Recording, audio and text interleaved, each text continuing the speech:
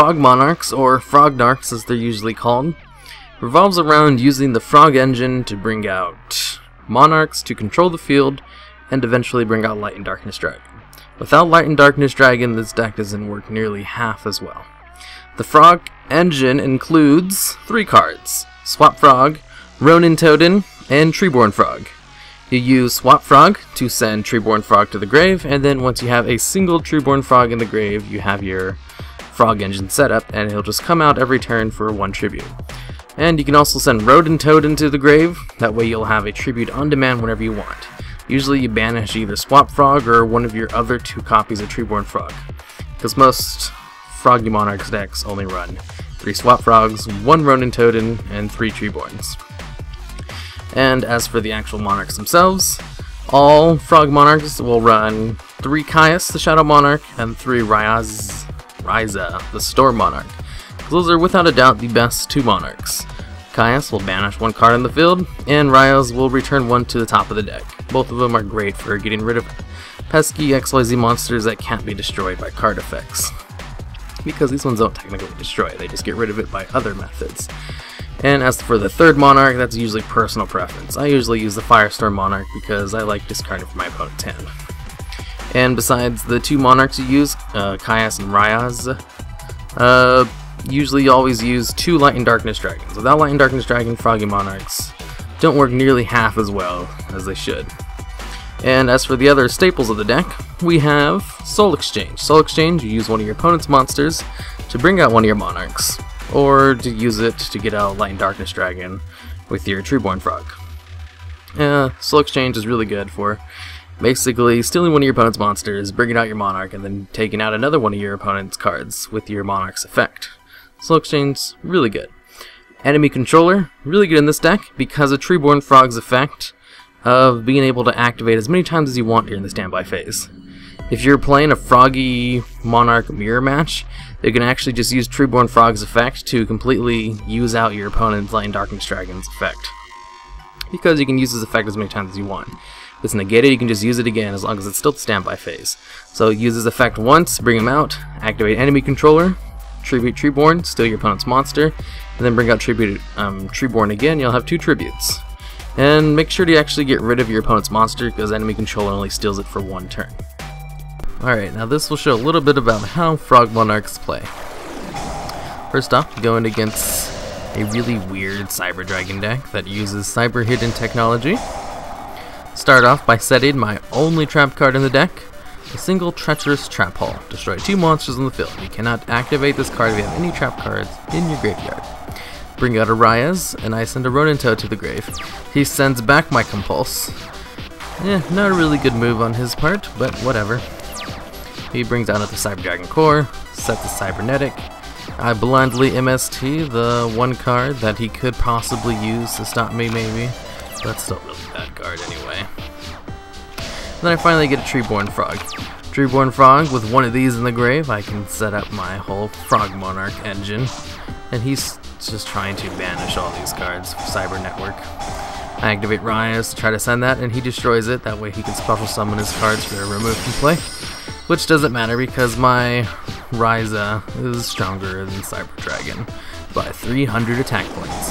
He brings out Cyber Dragon Dre, I Evactivate it, and he can't go into a bunch of level 5. So he Fusion Gates, goes into Cyber Twin Dragon, Battle Fader, and stop that noise right there. Because Froggy Monarchs are all about control.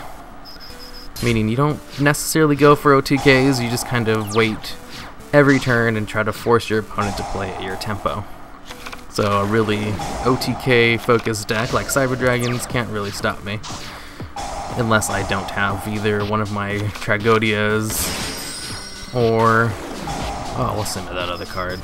The Emissary of Darkness, or one of my 3 Battle Faders, which are all pretty much staples in any Froggy Monarch deck since this deck is a control deck. And this guy with his very amazing Cyber Dragon deck. See, he brought out Over Dragon, but he can't actually use it because you can't attack the turn you activate Cyber Network's effect. And I'm pretty sure he realized this and quit as he was going for an XYZ summon. So whatever, it's just, that was a really good one to show off how the deck kind of plays, where I force my opponent to play at my tempo and don't let him gain control over the speed of the duel. Alright, this next one I start off with a Light and Darkness Dragon in my hand. That's always a good one to start off with, especially since I also have Treeborn in my hand. Not a half bad start. I would prefer to have Swap Frog in your hand. Swap Frog is the best card you can open up with, but also having Light and Darkness Dragon does bode well for me. So we start this off going against a Bujin player who's just going to try to bring out Yamato as soon as possible, which he could have done if he had used his Fire Formation Tenki to bring out Yamato, but he doesn't for some reason. He uses Bear, pops Treeborn, attacks directly, and is able to set another Tenki. So, bring out Treeborn, use my enemy controller to steal his Bear, bring Treeborn back out, and then bring out Light and Darkness Dragon. He uses Light and Darkness Dragon's effect to not chain multiple times in the same chain to get rid of Light and Darkness Dragon by chaining an MST to his own card and then returning it to my hand. Now he has out his Yamato, but he doesn't have any protection for it. If he had sent... Here, let me pause this real quick. If he had sent a turtle to his grave, I wouldn't be able to target him with enemy controller. Or if he had a lance face down, he probably would have been able to save himself. But instead, he sends a Bujin Peacock, where during your main phase 2, you can send this card from your hand to the grave, add one Bujin monster from your deck to your hand. You cannot activate any cards or effects turn to activate this, except Bujin card effects. You can only use the effect of Bujin Peacock once per turn. So he had ways to get Yamato out earlier, but he didn't. And he doesn't send a turtle or a hare to the grave, which would have saved his ass too. Because with hare he can't be destroyed. Instead he adds a crane to his hand. It's all about protecting Yamato, and he didn't send any cards to the grave that allow him to actually protect him. So that's why he loses on this turn. Now let's resume this. We got Treeborn, activate enemy controller, steal Yamato, bring out another Treeborn, and he gives up because he knows he's screwed. He only has the Book of the Moon, but he doesn't have to actually have a way to chain it. So I would just bring out Light and Darkness Dragon again, and attack pretty much infinitively, and I've already gained Tempo and stolen the one card that he spends the entire duel trying to protect. He doesn't have the way to actually search it out anymore since Peacock's in the grave. He's already used Tenki. So unless he drew another Tenki, which I would just negate with Light and Darkness Dragon anyway, he wouldn't be able to do anything, so he knew he lost, and he gave up right there.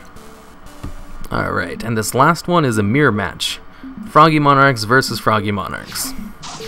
Now his version of the deck uses Duke Frog. Most good versions of the deck don't use it, or Swift Scarecrow, but they're totally fine options, because it is all about controlling the tempo of the game, forcing your opponent to play at your speed, and your speed being one tribute a turn. So I return his Duke Frog to the top of his deck, use his Battle Fader to stop, and I chain Maxi, because usually Frog Monarchs don't go for many special summons, but I was able to get at least one draw out of that. Brings out Light and Darkness Dragon on his first turn, pretty good, but he brings out his own Swap Frog and negates it, and gives up, because he's already down 2,300. So even if he negates my Monarch, which he knows he guesses that I have in my hand, I would be able just to attack over it, and seeing as his graveyard isn't filled with anything useful, he probably would have just lost right there.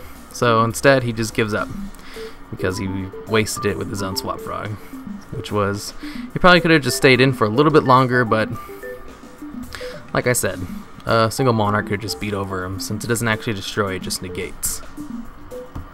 Alright, and this is what a typical Frog Monarch looks like. It's pretty... There's very little variations from this besides my own personal preference with the Firestorm Monarch, but most of them have double Tragodia, double Light and Darkness Dragon. Rarely will you ever see people play 3, even though that is the focus of this deck. One Gortz, triple Kaios, the Shadow Monarch. I use one Firestorm, most people don't. Triple Ryza, the Storm Monarch. One Dust Dark Spirit, triple Swap Frog, double Maxi, one Ronin Totem, triple Treeborn Frog, triple Battle Fader, triple Evict Vealer, one Dark Hole, triple Soul Exchange, triple MST, one Book of the Moon, triple Enemy Controller, and one Treacherous Trap Hole. Now, the reason you have the one Book of the Moon out of all the other various spell cards you could choose is because you can actually use it to reset Light and Darkness Dragon's effect. If he's at a low amount of health, I mean attack points, and your opponent can just beat over him, and he's chaining it effects to lower his attack so he can actually beat over him, you can just flip him face down with your Book of the Moon and as a chain link 3 to reset his effect, and he has 2400 defense, which is pretty nice to, you know, pretty much be able to survive an attack. So Book of the Moon is usually in here just to reset Light and Darkness Dragon's effect, and it's also very versatile and used for all other reasons you'd use Book of the Moon, but mainly it's in here to reset his effect or to be used for something else. Treacherous Trap Hole, because you only have one trap card in the entire deck, so might as well use the one card that benefits from only having this as the only trap card, where it's basically like a mini dark hole where there's no really activation requirement for it other than it's a trap card. You can use it whenever you want and destroy 2 monsters on the field, but you have to destroy 2 monsters on the field. If they only have 1 monster, you'll have to destroy that one and one other one. So if they only have 1 and you have like 2 or 3 on the field, you'll destroy one of theirs and one of yours. If they only have 1 monster on the field, you can't activate it at all. The only requirement for this to be activated is to have 2 cards in the field and no traps in your grave, which the second part's easy, but the 2 cards, just don't use it if they only have 1 card and you have 1 card, because you'll have to destroy your own card as well. As for the Dark Dust Spirit, most people play 1, and there's no real reason to run any more than 1, because you don't want to blow up your own field. For the frogs themselves, all Frog Monarchs decks run 3 Swap Frogs. Swap Frog is what makes this deck viable, basically, because this not only can he provide a tribute for your Monarchs, because he can special summon himself out from your hand, he also allows you to set up your graveyard with Treeborn and Ronin Toadin, and he provides the cost for Ronin Toad to bring himself out, because usually you'll banish the Swap Frogs with Ronin Toadin to bring out Ronin Toadin for a tribute. Usually you bring out Ronin Toadin to go into a Light and Darkness Dragon with your Treeborn Frog. Now, as for the Ronin Toadin and Treeborn Frogs, the amount of each one of these that are used varies depending on the deck. Usually it's 3 Treeborns, 1 Ronin Toad. Sometimes people will use 2 Ronin Toads, 2 Treeborns. Sometimes people will use 3 Ronin Toads, although there's really no reason to run more than 1. And some people will only run 2 Treeborns and like a Dupe Frog or 2. Although this is the one that I've tested out the best, because this is like the only meta deck that I've played extensively, and the one I kind of own in actual real life, because I like Froggy Monarchs. They're a lot of fun to play. As for the extra deck, you can go into level 8 Synchros with Formula Synchron plus, well, I mean Avec Veeler plus Treeborn Frog to go into Formula Synchron. Then Formula Synchron tuned with one of your Monarchs can go into a level 8.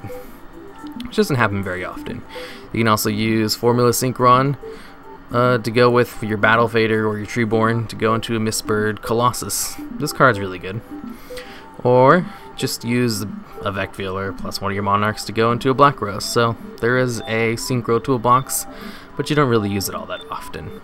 You can also use Avec Veeler plus either Treeborn or Battle Fader to go into Formula Synchron, and then bring out Ronin Toad to XYZ summon into one of the many rank 2 monsters.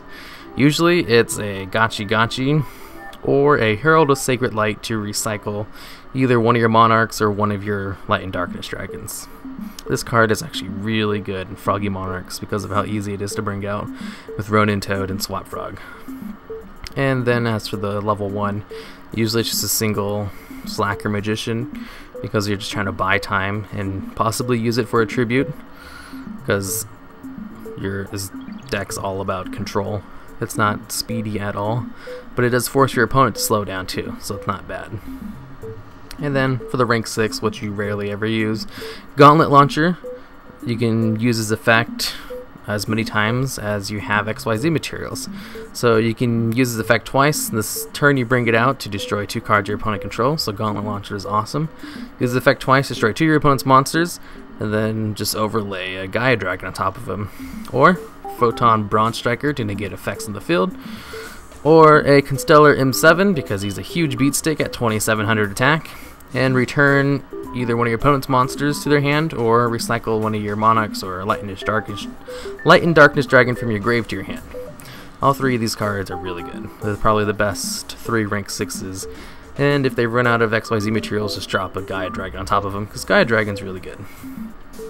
And I think that's everything for Frog Monarchs. This is probably the meta deck I know the most about because I played it more than any of the other ones. Played it so much, it's kind of second nature to me.